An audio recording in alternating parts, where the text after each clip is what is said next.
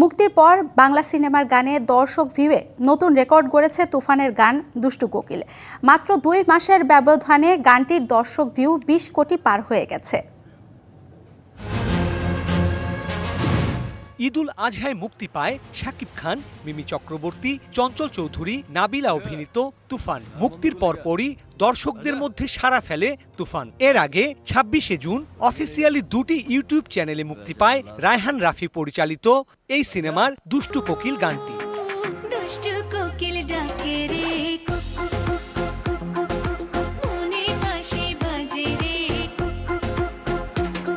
মুক্তির পর বাংলা সিনেমার গানে দর্শক ভিউয়ে নতুন রেকর্ড গড়েছে দুষ্টু কোকিল।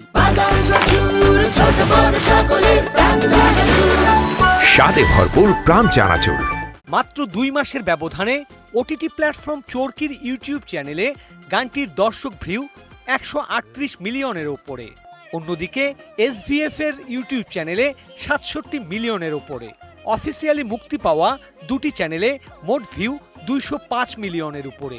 অর্থাৎ ইতিমধ্যেই মোট ভিউ 20 কোটি 50 লাখ পার হয়ে গেছে। এত কম সময়ে ইউটিউবে দেশীয় বাংলা সিনেমার কোনো গানে এটি নতুন রেকর্ড। বাংলাদেশের দিলশাদ নাহার কণা ও কলকাতার আকাশ সেনের গাওয়া এই গানের গীতিকার ও সুরকারও আকাশ সেন। Sourav Bappa, DBC news, Dhaka.